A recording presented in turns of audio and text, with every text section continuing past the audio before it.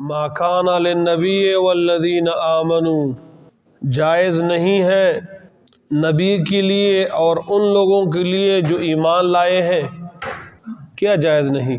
ان یستغفروا، کہ وہ استغفار کرے، بخشش مانگے، معافی مانگے، للمشرکین، کافروں کے لیے، ولو کانوا، اگرچہ وہ کافر ہوں، اولی قربا، قرابت دار اور رشتہ دار۔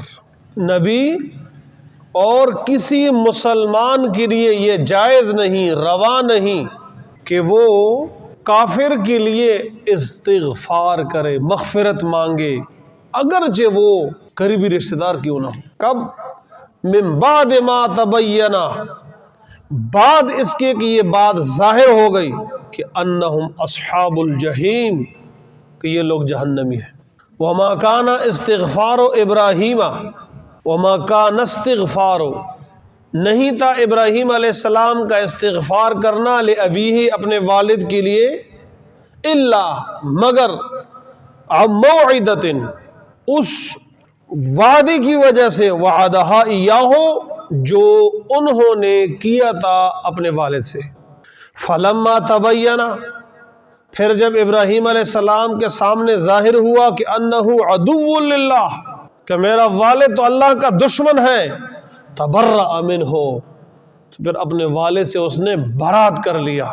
ان ابراہیم، بے شک ابراہیم علیہ السلام، لأواہ، اواہ، نرم دل تھے، حلیم، بردبار تھے۔ سورہ توبہ کے شروع میں براءۃ من اللہ، مشرکین سے برات کا اظہار ہوا تھا۔ پھر سورہ توبہ کے درمیان میں منافقین سے برات ہوا، اور اب مشرکین سے ان کے مرنے کے بعد بھی برات کا اظہار کیا جا رہا ہے۔ زندگی میں تو زندگی میں، مرنے کے بعد بھی ان سے کچھ بھی نہیں کریں گے، نہ ان کا جنازہ پڑھیں گے، نہ ان کے لیے دعا کریں گے، نہ ان کی قبر پر کھڑے ہوں گے۔ اور دور والے تو دور کی بات ہے کہ اپنے قریبی جو لوگ ہیں، والد، والدہ، بہن، بھائی، کوئی کسی کے لیے دعائیں مغفرت نہیں کی جائے گی، مرنے کے بعد بھی ان سے اظہار برات ہے جی۔ اور جیسے کہ گزشتہ آیات میں فرمایا گیا کہ ان اللہ اشتری من المؤمنین انفسهم واموالهم، ایمان والوں سے جان و مال کے بدلے میں جنت کا جو سودا ہوا ہے اس کا بیان ہوا۔ اور اب ظاہر ہے جب ایک آدمی کی مال اور جان سب کچھ وہ اللہ تعالیٰ پہ فروخت ہو جائے تو گویا اب سب کچھ اللہ کے لیے کر دے، خالص کر دے۔ اور جو اللہ کے دشمن ہیں اور جن کا جہنمی ہونا معلوم ہو چکا ہے، اب ان کا جہنمی ہونا معلوم ہو گیا، یا تو وحی کے ذریعے سے، اور یا آپ علیہ السلام کے زمانے میں تھا، اور یا ان کا جہنمی ہونا معلوم ہو گیا اس بات سے کہ ان کی موت کفر پر آئی۔ اب یہ پکے ٹکے جہنمی ہیں، لہٰذا اب ان سے اظہار برات کیا جائے گا، اگرچہ وہ قریبی رشتہ دار کیوں نہ ہو، والد کیوں نہ ہو۔ اولی قربہ کے اندر سارے شامل ہیں، بطور خاص کہ والد کیوں نہ ہو، چچا کیوں نہ ہو، تایا کیوں نہ ہو، ان سے کچھ بھی نہیں کیا جائے گا، ان کے لیے بخشش نہیں مانگی جائے گی۔ اور بعض حضرات فرماتے ہیں کہ یہ جو آپ صلی اللہ علیہ وسلم کے چچا تھے ابو طالب، یہ ان کے حق میں آیات اتری تھی، کیونکہ بخاری اور مسلم شریف کے مطابق کہ آپ صلی اللہ علیہ وسلم کو بہت زیادہ حرص تھی کہ میرے چچا جو ہے وہ ایمان لے آئے، لیکن وہ نہیں مان رہے تھے، دل سے وہ سب کچھ تسلیم کر رہے تھے، زبان سے اقرار کرنے نہیں کر رہے تھے۔ میں نے شاید پہلے ہی بتایا تھا کہ مسلمان ہونے کے لیے دونوں باتیں ضروری ہیں، اقرار باللسان اور تصدیق بالقلب۔ ان کو دل سے سب کچھ تھا، اور حمایت بھی ان کی تھی، اور اپنے خاندان کے اور اپنے رشتہ داروں کے اور محلے کے لوگوں کی ساری باتیں انہوں نے وہ کر دی تھی، نہیں مانی تھی، اور آپ علیہ السلام کا ساتھ دیا تھا۔ لیکن وہ ایمان نہیں لائے تھے۔ چنانچہ جب آخری وقت ہوا تو آپ کو بہت زیادہ تھی کہ یہ کلمہ پڑھ لے کہ ہمیشہ ہمیشہ کی جو بربادی اور نقصان ہے اس سے بچ جائے۔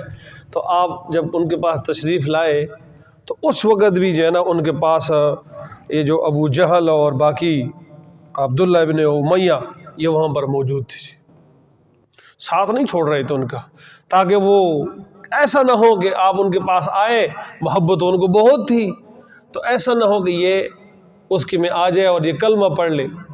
چنانچہ آپ علیہ السلام جب ان کے پاس آئے تو آپ نے اپنے چچا سے کہا کہ لا الہ الا اللہ محمد رسول اللہ پڑھ لے، لیکن تو میں آپ کی بخشش کے لیے دعا کروں گا۔ کہ ابو جہل نے کہا کہ ابھی اپنے دادا عبد المطلب کا دین چھوڑ رہے ہو، تعصب دلایا، ابھی چھوڑ رہے ہو؟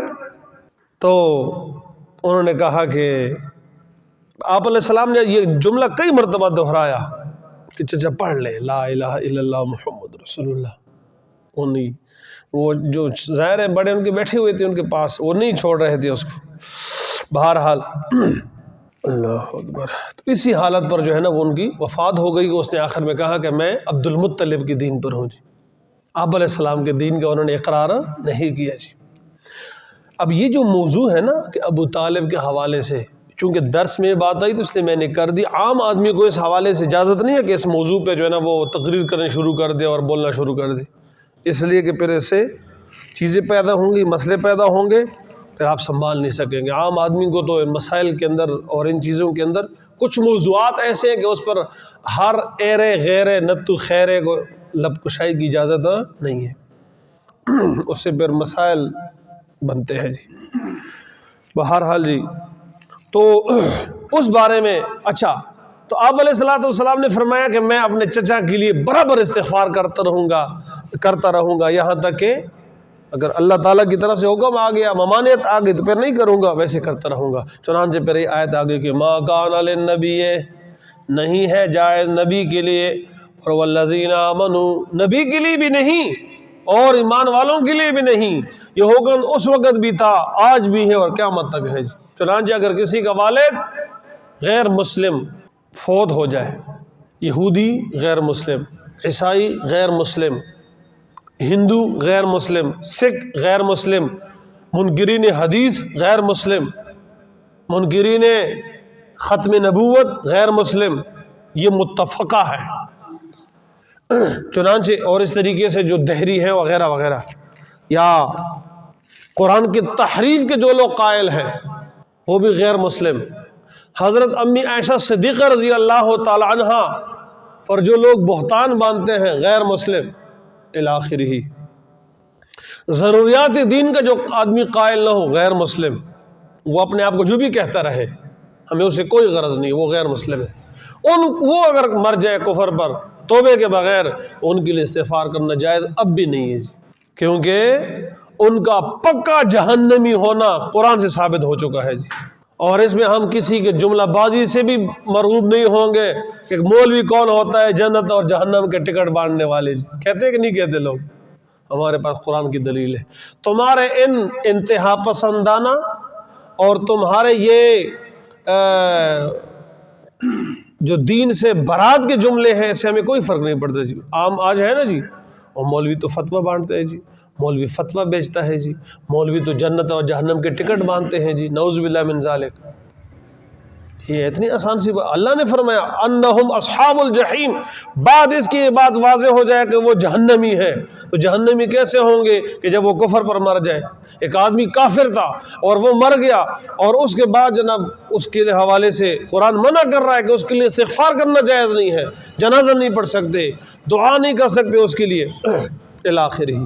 اور بعض روایات میں یہ بھی آتا ہے کہ چونکہ ابتدا میں ایسا تھا کہ والد مسلمان بیٹا انکاری، بیٹا مسلمان تو والد غیر مسلم، چنانچہ جن کے آباء و اجداد جو ہے نا وہ غیر مشرکین مرے تھے، تو ان کے دل میں یہ خواہش پیدا ہو گئی کہ ہم بھی اپنے والدین کے لیے، والد رشتہ تو رشتہ ہے، اس کی وجہ سے رشتہ تو ختم نہیں ہوتا.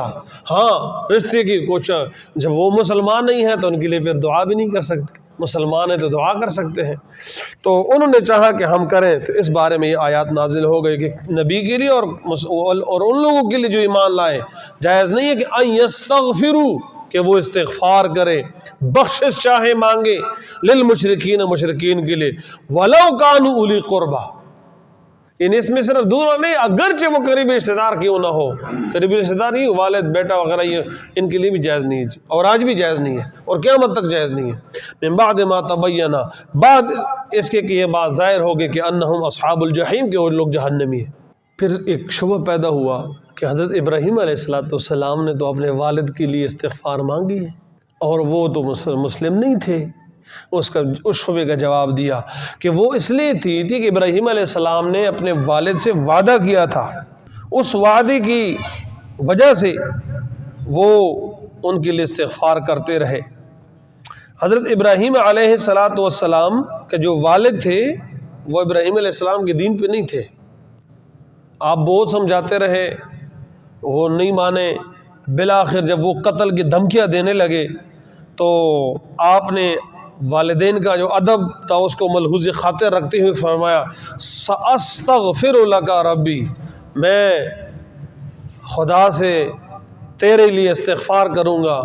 تو اس وعدے کے موافق آپ برابر ان کے لیے استغفار کرتے رہے، یہاں تک کہ پھر اس کی جو ہے ان کو ممانعت آ گئی. جب آپ پر یہ بات بالکل واضح ہو گئی کہ اب یہ کسی صورت میں جو ہے یہ وہ ایمان لانے والے نہیں ہے، تو پھر انہوں نے اس سے کیا کر لیا، اظہار برات کر لیا. پہلے ان کے ساتھ بہت نرم تھے اور اس کو دعوت دیتے رہے، لیکن جب وہ سمجھے کہ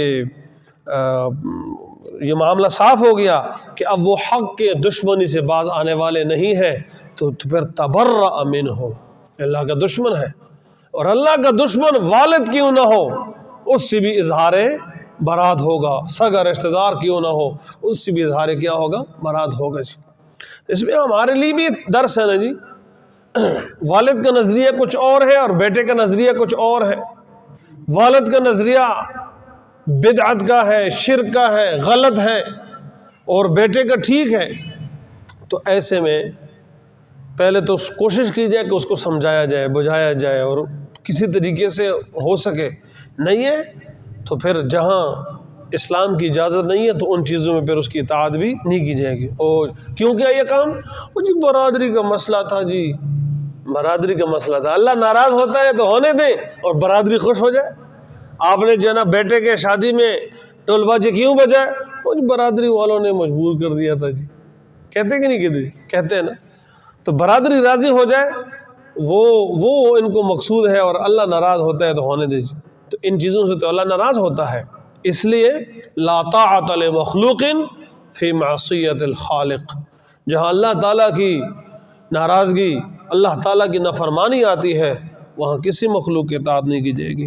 تو اس لیے فرمایا وما کان استغفار ابراہیم علیہ ابیہ، اور ابراہیم علیہ السلام کا جو اپنے والد کے لیے استغفار تھا، وہ موعدۃ، وہ اس وعدے کی وجہ سے تھا، وعدہا ایاہ، جو اس نے وعدہ کیا تھا ان سے.